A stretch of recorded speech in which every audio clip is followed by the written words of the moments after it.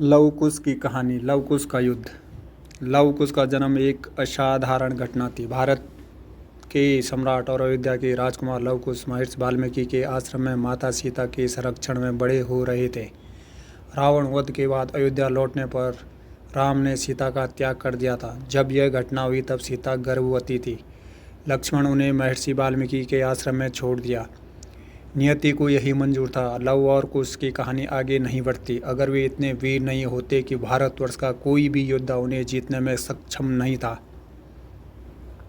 Love और कुश को अपने पिता के समान ही धनुर्विद्या में रुचि थी और महर्षि वाल्मीकि ने उनकी शिक्षा का उचित प्रबंध किया था।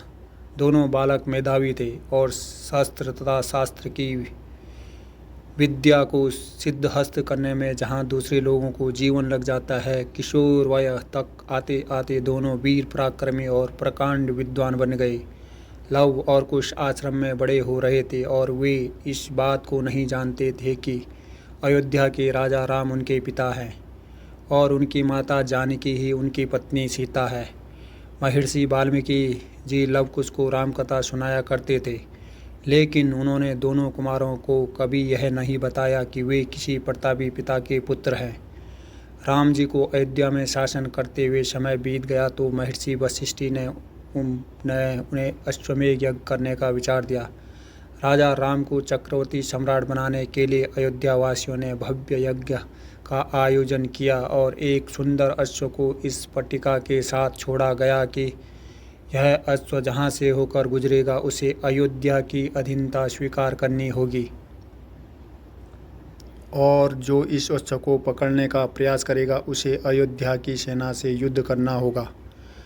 अश्व की रक्षा के लिए शत्रुघ्न जी के साथ अक्षौहिणी सेना को भेजा गया जो अश्व के पीछे पीछे चलती थी। वह अश्व घूमते घूमते महर्षि वाल्मीकि के आश्रम में पहुंच गया और कुमारों ने उस अश्व को देखा। उसकी पट्टिका पर लिखी चुनौती देकर कुमारों ने अयोध्या की अधीनता को अस्वीकार किया और अश्व को पकड़कर आश्रम के ही एक वृक्ष से बांध दिया।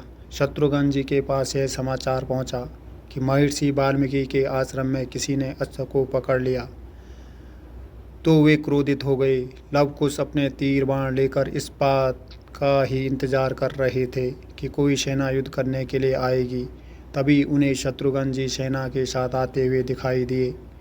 जब शत्रुघ्न जी ने दो बालकों को अश्व के साथ देखा तो उन्हें लगा कि बालकों ने खेल खेल में अश्व को पकड़ लिया।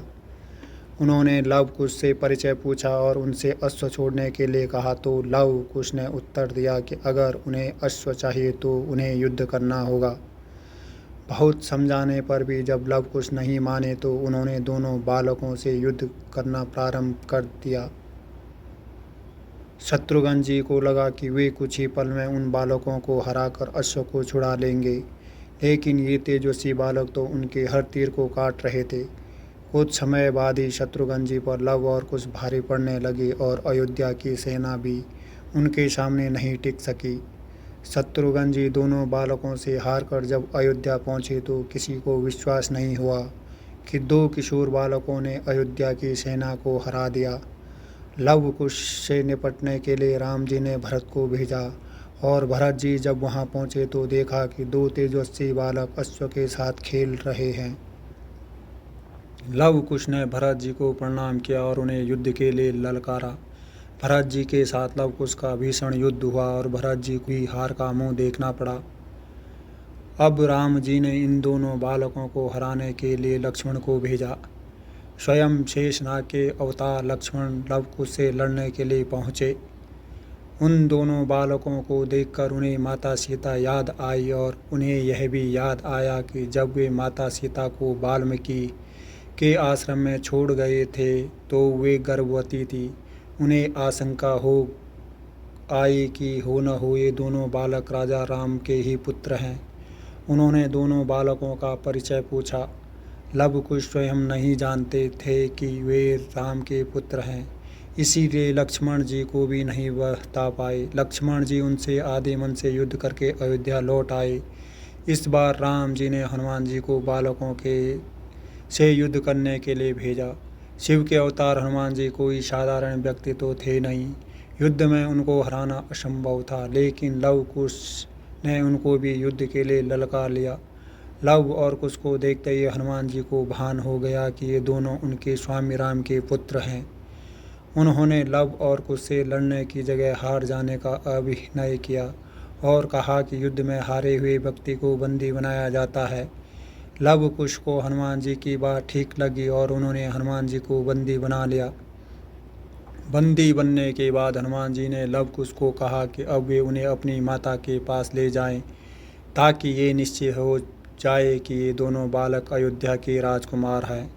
लव कुश हनुमान जी को लेकर माता जानकी के पास पहुँचे और यह स्पष्ट हो गया कि लव कुश राजा राम के पुत्र हैं। हनुमान जी ने यह बात अयोध्या जाकर राजा राम को बताई। राम जी को जब यह बात पता चला तो वे स्वयं लव कुश को लेने आए और उन्हें लेकर अयोध्या चले गए। अगर कहानी आप लोगों को अच्छी लगे तो लाइक, शेयर और चैनल को सब्सक्राइब करें और बेल आइकन ज़रूर प्रेस करें, ताकि अगली कहानी आप लोगों तक आसानी से पहुंच सके। बहुत बहुत धन्यवाद।